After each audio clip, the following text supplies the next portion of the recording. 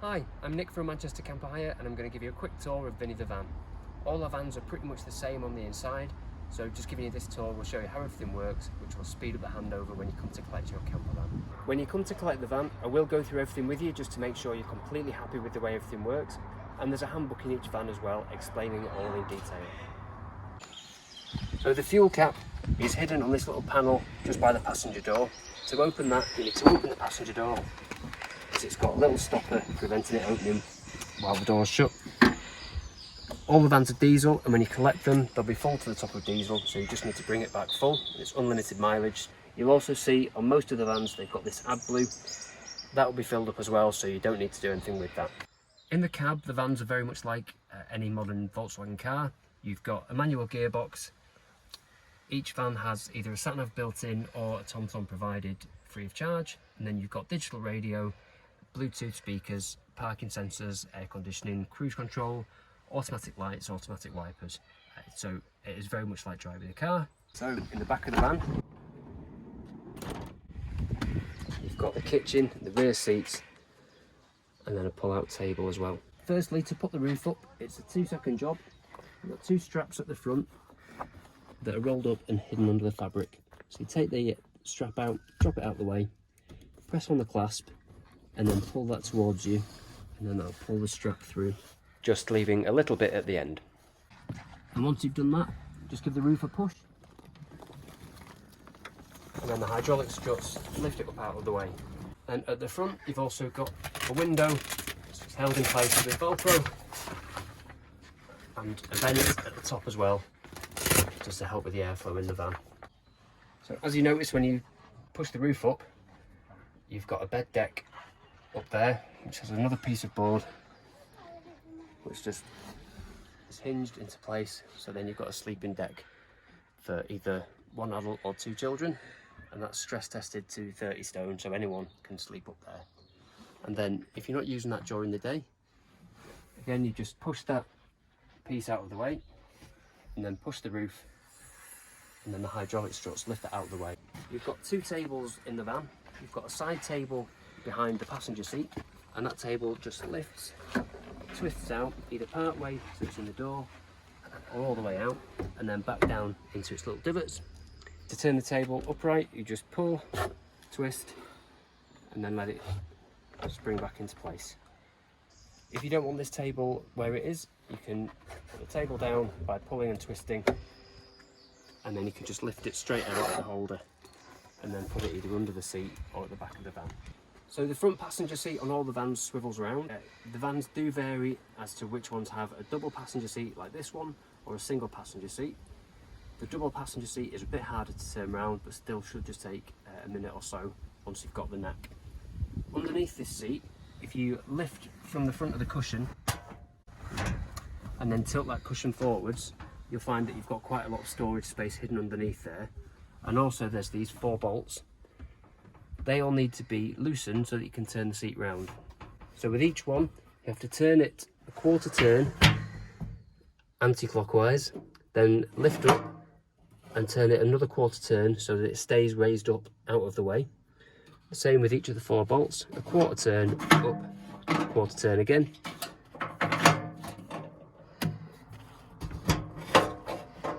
Once you've lifted those 4 bolts and they're all secured up out of the way, the whole seat is free to move around this central pin.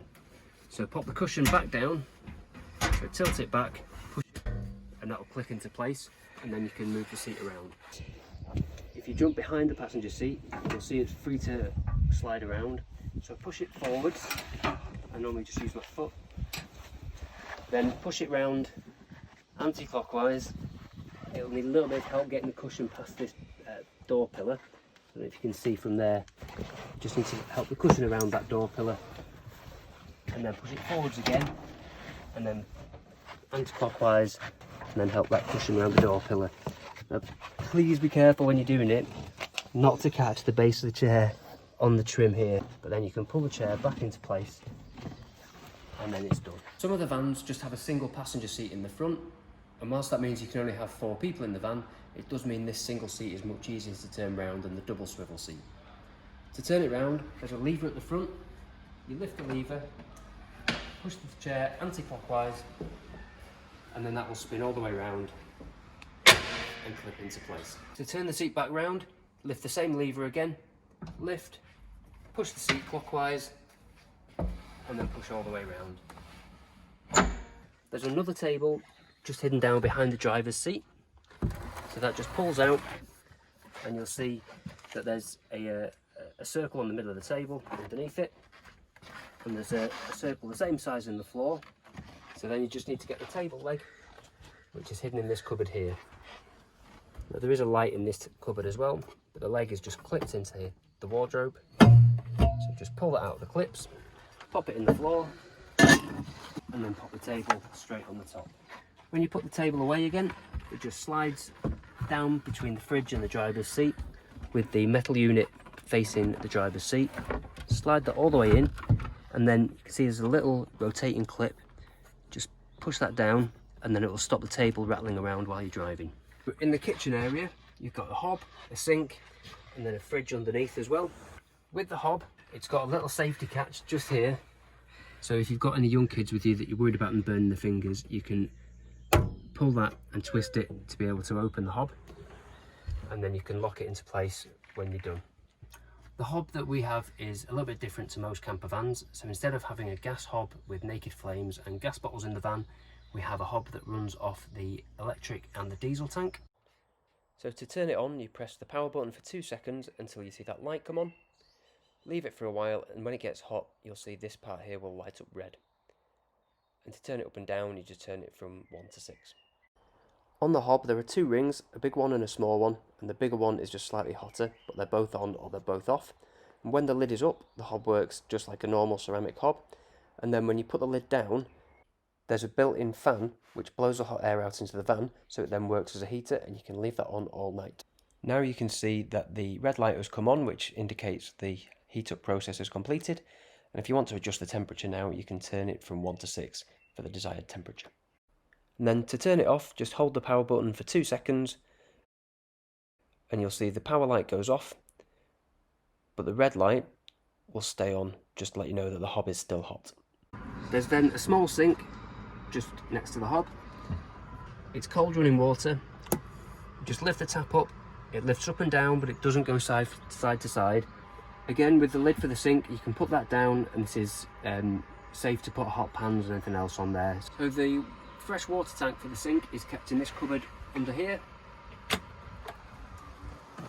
So in here, you've got a strap holding it in place for when you're driving, so you just need to loosen that a little bit. And then if you pull the bung out of the top, you'll see there's the pump on the end of that pipe. Leave that in the van. You might want to put a little cup under it to catch any drips, and then pull that tank out, and you can then take that, fill that at the tap. Under here, you've got a small fridge which opens just like this. The fridge stays running all the time when you're driving and when you're camped up. You've got a small freezer at the top, just enough, big enough for a bag of ice for your gin and tonic. If you want to change the temperature, just press this temperature button here. Bearing in mind, the harder the fridge is working, the more battery it will use while you're away. So the electrics might look complicated, but the only thing you need to worry about is this switch that says battery selector. You've got 3 options for car, off and van. All you need to remember is that whenever you're driving the car, switch to car, and then whilst you're driving, that will be charging up the van battery. When you're parked up on the campsite, switch to van, and then everything will be running off the leisure battery. So even if the van battery goes completely flat, you'll still be able to start the van, which will then charge up the leisure battery again. You can see the battery condition here as well, from low to high. It will always stay around normal, which is where you want it. If it does get low when you're on van, you can switch to car, run the engine, and then that will charge it up a little bit more as well. The other switches on here, you've got one for the pump, which is simple off and on. If that's accidentally been switched to off, then you won't be able to get any water out of the tap. So that one just needs to stay on all the time. And also the charger supply, where you've got off and on. If you're on electric hookup and that's switched to off, then you won't be getting the charge from the electric hookup cable. So you always need to leave that one switched to on. If you do have electric hookup on your campsite, Then there's a cable provided in the van that you can use to give yourself mains power in the van. It's really simple. Just take the end of the cable that has the cap on it, pop that into this socket on the van,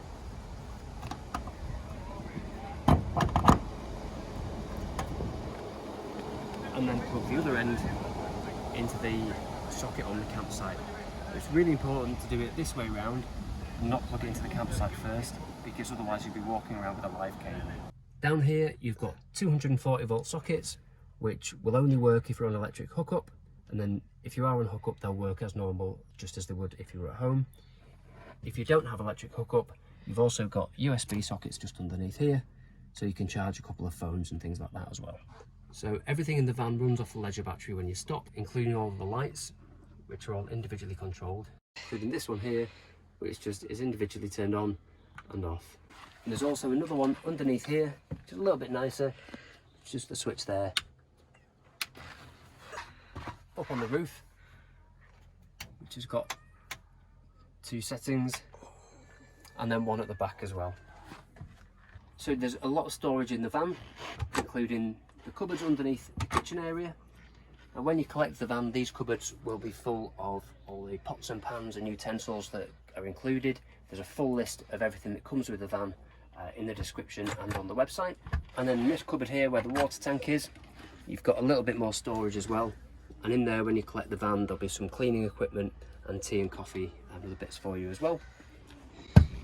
And then there's another cupboard underneath here which drops down, and that's where we normally put things like the windbreak and the sun canopy and a barbecue for you.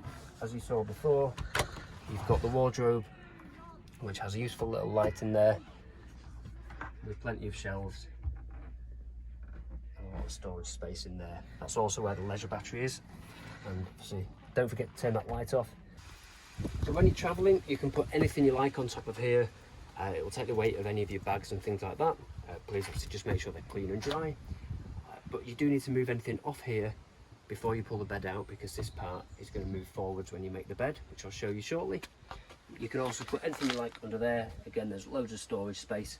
And then while we're down here, you can see you've got the jack and also a fire extinguisher on the other side. And the spare wheel, if you need it, is right underneath. One more little hidden cupboard just in here, which has got the electric hookup cable for putting into the side, and again a lot more storage space under there.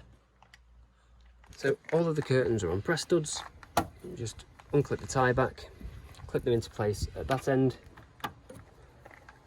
and then pull the curtain across, and that will clip in on the other side. In the back, obviously you've got 2 seats that both have 3-point seat belts. There aren't any isofix points, but there are 3-point seat belts. So when you're putting the bed out, you just need to remove those, and then these seat belts just drop down into a little gap underneath. There's 2 buttons to make the bed. You've got the yellow catch here, which releases this part to pull it forward, and then this button at the side, which will move the bed down, and this one, which will move it up. So to pull the bed out, flick the yellow catch, put your finger through that loop there, and then pull the bed forwards, and that clips into place. And then using the button, press down and hold it down, and that will go all the way down until it's flat.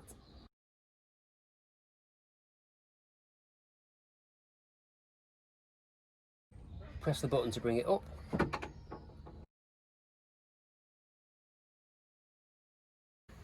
And when you're doing this, just be careful that the seat belt doesn't get caught in the metal frame here. Once the back is up, it means flick this yellow catch to release the base, and then just push back. But whenever you're doing this, always push from the cushion. Don't put your fingers underneath the metal, because there isn't any space for your fingers, and I really, really don't want you to do that. And just push until that clips into place. So to put the double seat back facing forward, you need to move the table first. So that's just push and twist, and then turn it out of the way. It's easy with the side door open. So push forwards as close to the dashboard as it will go. and then this time you're going clockwise to help the cushion around that pillar. Do watch out for the handbrake, because if you get the line wrong, you might press the handbrake button by mistake. But spin round, push forwards, spin round, and then you want to line up these corners of the chair with these corners of the base. And if it's lined up on there, then it'll be easy to get the bolts back into place. Once you've done that, lift up the cushion again at the front, lifting up and then tilting forwards, and then you'll be able to see you've got the 4 bolts or the space again. And this time you want to turn a quarter turn clockwise, and then if you do that with each of the 4 bolts, they should drop into place.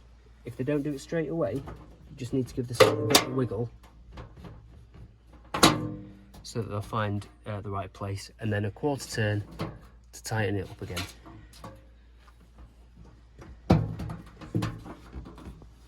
And then pop the cushion down and clip into place. So to put the roof down, you want to close the window first, just with these Velcro bits in the corner, and then the same with the vent.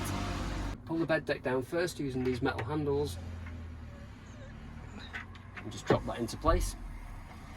Also, if you've been using this bed deck, please make sure this bit is folded back first, so that stays folded away. Facing the front of the van, pull on one of the metal handles on the roof. And do that until you've got about a 1 foot gap between the roof and this part here. And when you're there, the roof will stay on its own without being held. It just gives you time to sort this fabric out. It's a lot easier to pull the roof down as well if you have a door or window open so all the air can escape. And then while it's there, get the top corners of the window and pair those up with the bottom corner, and then smooth it out in the middle.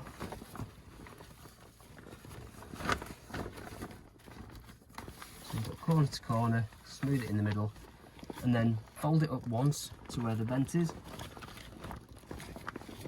Push it forwards so that it's in front of the metal, and then let the roof drop down. Then tighten the strap by pressing the clasp and pulling through the strap. And then instead of going all the way, stop when you get to about a hand-sized loop at the top, and then feed the strap through on the top bracket so that the clasp is all the way at the top.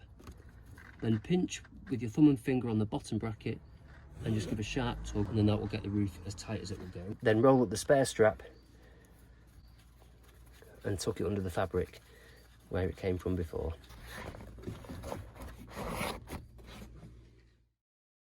I hope you've found this video tour helpful. I will of course make sure you're happy with everything before you set off, and there is a handbook in the van to help you whilst you're away. There are answers to the most common questions on the website, where you can also check availability and book online. See you soon.